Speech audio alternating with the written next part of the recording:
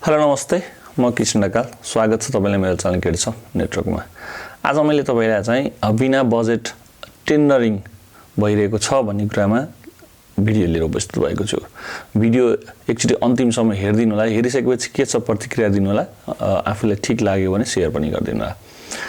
पछिल्लो समय निर्माण व्यवसायले भुक्तानी नपाएका समस्याहरू यथावतै छन् र महासंघले केही समय आन्दोलन गरेको थियो। आन्दोलन केही वार्ता बसेर टुङ्गियो भनेर चाहिँ स्थगित गरियो, तर वार्ताका निष्कर्षहरू अहिलेसम्म पनि हामीले सार्वजनिक रूपमा पाएका छैनौँ र त्यसको प्रतिक्रिया मतलब बजारमा र गभर्नमेन्टमा के भयो भन्ने कुरा चाहिँ जो निर्माणकर्ताहरू हुन्, जो निर्माण व्यवसायहरू हुन्छ, उहाँहरूले केही पनि त्यसको खबर पाउनु भएको छैन।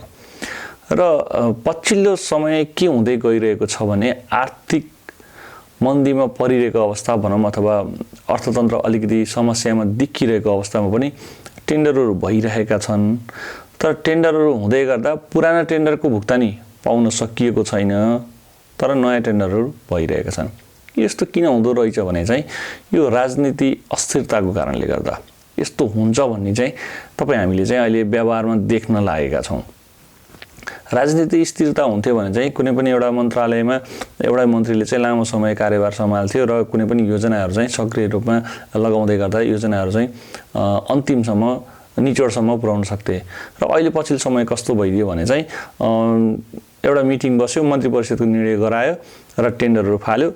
टेन्डरहरू फाल्दै गर्दा त्यो सम्बन्धित जस्तै 5 करोडको टेन्डर गरिएको छ, त्यसमा 50 लाख बजेट राखिदियो, बाँकी 4 करोड 50 लाख रुपियाँ चाहिँ त्यसको बजेटको कुनै सुनिश्चित नै छैन।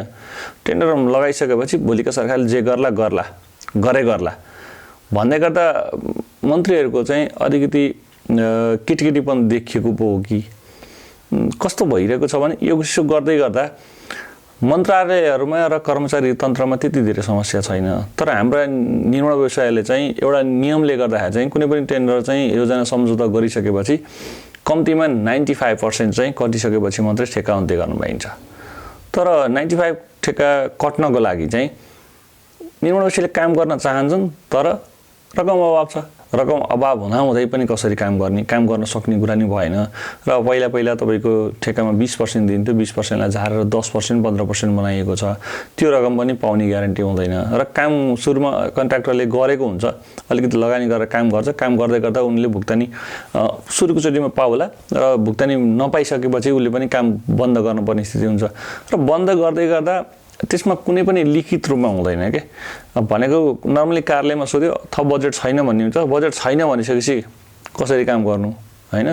र काम सकेर बजेटको पछि लगाम मुद्दा खेप्दा आफैलाई पनि गाह्रो हुन्छ। मुद्दा हाल्न मुद्दाको चक्कर लाउँदा किन लगानी भनेको त लगानी नै हो हैन। जसरी भए पनि अहिले बजार तपाईको उधारोमा छैन, सबै नगदमा छ। त्यसले गर्दाखेरि चाहिँ बिना बजेट चाहिँ टेन्डर लगाउँदा निर्माण व्यवसायमा एकदमै ठुलो समस्या परेको छ।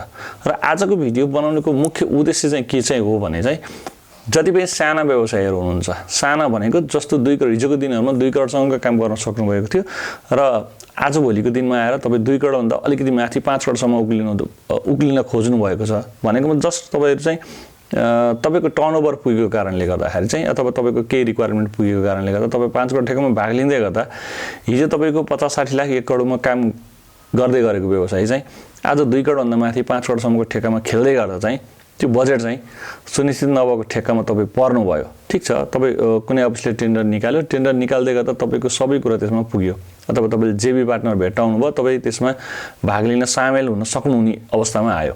तर सामेल भइसक्दाखेरि तपाईलाई पनि अहिलेसम्म सानो काम गरिरहेको थियो, ठुलो काम गर्न पाउँदा खुसी लाग्ने कुरा त छुट्टै हो। तर त्यसमा छिरिसकेपछि यति धेरै समस्याहरू देखिएका छन्। पछिल्लो समयमा एकदम जो ठुला व्यवसायहरूको त आफ्नै ठुला समस्या छ हैन। उनीहरूले चाहिँ कतिले भुक्तानी लिएका छन्, उनीहरूले अथवा राज्यमा एउटा नीति नियम बनाउने ठाउँमै केही हल्लाखल्ला गर्न सक्ने अवस्था छ। त्यसले गर्दा चाहिँ उनीहरूको ठेक्का होल्डिङ भएका छन् र केही ठेक्का चाहिँ नियतवश गरिएकालाई चाहिँ कार्यालयहरूले पनि ब्ल्याकलिस्टमा राख्ने अवस्था चाहिँ बनेका छन् र ब्ल्याकलिस्ट पनि भइरहेका छन्। तर जो तपाईँ भर्खरै सानो व्यवसायबाट सुरु गरेर अलिकति केही गरौँ न भनेर थोरै व्यवसायलाई एक्सपान्ड गर्दै हुनुहुन्छ, अलिकति ठुलो क्षेत्रमा खेल्दै हुनुहुन्छ, त्यो क्षेत्रमा खेल्दै गर्दा एक त तपाईले सानोमा जस्तो तपाईले लो बिड नगर्नु होला। लो बिड गरिसकेपछि तपाईँले सानो ठेक्कामा तपाईँको 1% 2% लस भन्नु भनेको 1-2 लाख 2-3 लाखले कभर गर्थ्यो भने 2 करोडभन्दा माथिको ठेक्का तपाईँ जाने बित्तिकै 2% लस भयो भने तपाईँ 5 करोड ठेक्कामा 10 लाख रुपियाँ जान्छ भनेको मतलब तपाईँले हिजो सानो 20 लाख 50 लाख 1 करोड ठेक्का गरेर कमाएको पैसा चाहिँ ठुलो ठेक्कामा एउटैमा जान्छ। र अर्को कुरा कस्तो हुन्छ भने सानो ठेक्का हो भने किचि तपाईँले काम गर्दै बिल माग्दै गर्दा पोसिबल थियो। ठुलो ठेक्कामा घरिघरि अब 5 करोडको काम गरेछ 5 लाखको काम गरेपछि बिल माग्न तपाईँलाई पनि अप्ठ्यारो हुन्छ। किनभने 20-25 लाख 40-50 लाखको काम बनाएपछि मात्रै बिल लिगम भन्ने हुन्छ। त्यति बेला तपाईँको बिल लिएर जाँदा कार्यालयमा बजेट भुक्तानी हुन सकेन भने उता तपाईँको साइडमा मेन पावरहरू छन् लथालिङ्गे छन् तिनीहरूलाई घर पठाउनु पर्ने अवस्था छैन र तपाईँले भुक्तानी पाउने अवस्था पनि छैन र काम बिचैमै छोडौँ भोलि तपाईँलाई समय जुन ठेक्काको अवधि छ त्यसले पनि हिट गरिरहेको हुन्छ।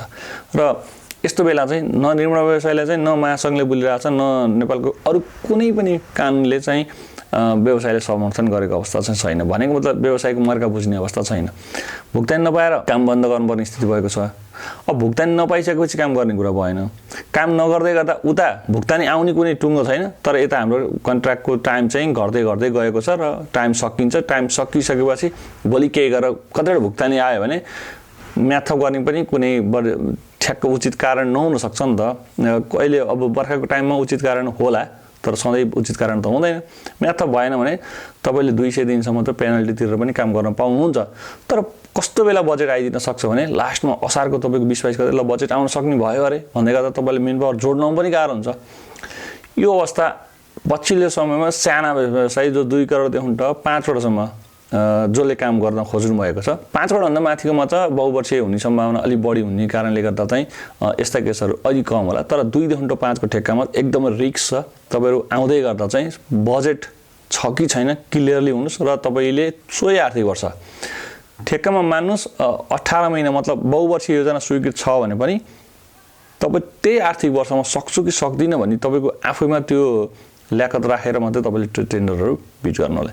यदि यसो गर्नु भएन भने चाहिँ सबैमा 100मा सबैजना चाहिँ ठ्याक्कै सक्सेस हुन्छन् सफल हुन्छन् भन्ने चाहिँ छैन।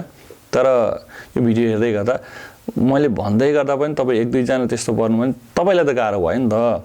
जसले गरेछ जसले भुक्तानी पाएको छ त्यसलाई समस्या छैन। तर यावत समस्या आज एउटालाई निस्किन्छ भोलि अर्कोलाई निस्किन्छ कतै न कतै समस्या आउँछ र अर्को कुरो तपाईँ जेबीसित जोडिनुहुन्छ तपाईँले दिएको सेकेन्डरी पार्टनर होस् अथवा तपाईँ लिड पार्टनर हुनुहुन्छ भने पनि एउटालाई समस्या आयो नि तपाईँलाई पनि आउँछ।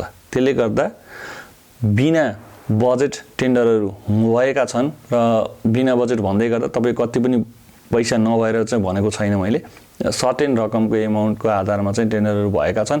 त्यस्ता बजेटहरू त्यस्ता शीर्षकहरूको टेन्डरहरू तपाईँले हाल्दै गर्दा चाहिँ बी केयरफुल भएर साइड भिजिट गरेर अफिसमा पेमेन्ट छ कि छैन पेमेन्ट सेक्युर भएर तपाईँले चाहिँ टेन्डर बिड गर्नु होला। हुन त यो भिडियो हेर्दै गर्दा यति कुरा सुनिसकेपछि तपाईँले जिज्ञासा के लाग्न सक्छ भने नेपाल सरकारले सम्झौता गराइसकेपछि जसरी नै भुक्तानी दिनपर्छ भन्ने तपाईँलाई लाग्न सक्छ। हो दिन त पर्छ लाग्छ पनि कर पनि लाग्छ तर बजेट सुनिश्चित नभइसकेपछि तपाईँको फेभरमा कुनै पनि नीति नियम छैन। भनेको मतलब तपाईँले यो वर्ष काम गर्न सक्नु भएन यदि तपाईँको ठेक्का अर्को वर्षलाई सर्यो भने मानिदिनुहोस् कि तपाईँ अप्ठ्यारोमा पर्नु भयो तपाईँको कुरा सुन्नेवाला कोही पनि छैन। कानुनले सुन्दैन र सम्बन्धित कार्यालयका कर्मचारीले एउटा नीति नियमले बाँधेको छ। त्यसले गर्दा तपाईँलाई एक त जसले टेन्डर सम्झौता गराएको छ त्यही कर्मचारी कन्टिन्यू हुन्छ भन्ने पनि हुँदैन किनभने 1 वर्ष 1.5 वर्षमा 2 वर्षमा सर्व भइहाल्छन् र नयाँ आउनेले गर्ने कुरा पनि भएन गाह्रो छ हैन। र अर्को कुरा कस्तो छ भने यदि त्यही कर्मचारी छ भने पनि माथि बजेट सुनिश्चित भएन भने चाहिँ तपाईँले त्यत्तिकै बिना आधार बिना चाहिँ म्याथ थप गरिँदैन। म्याथ थप भइहाल्दैमा तपाईँले पाउँछु भन्ने पनि छैन। फेरि अर्को 1 वर्ष कुर्नु पर्यो भने मान्नुहोस् त 50-60 लाख 70 लाख रुपियाँ तपाईँले भुक्तानीलाई महिनौ कुर्नु पर्यो भने सोच्नुहोस् तपाईँलाई समस्या हुन्छ हुँदैन तपाईँ आफैले पनि विचार गर्न सक्नुहुन्छ। तपाईँले यदि सबै कुरा भइसकेपछि यदि यो भिडियो हेरिसकेपछि तपाईँले अब 2 करोडभन्दा माथिका ठेक्का र 5 करोडसम्म 2 to 5 करोड ठेक्कामा अलिकति बढी थोरै पैसा छुट्याइएर टेन्डरहरू लगाइएको हुँदा तपाईँले चाहिँ बी केयरफुल ठेक्काबाट चाहिँ सबै कुरा बुझेर मात्रै ठेक्का हाल्नु होला र यसमा लोबिडहरू पनि नगर्नु होला भन्नको लागि आजको भिडियो बनाएको थिएँ। भिडियो अन्तिमसम्म हेरिदिनु भयो कस्तो लाग्यो केही छन् भने प्रतिक्रिया दिन नबिर्सिनु होला। धन्यवाद।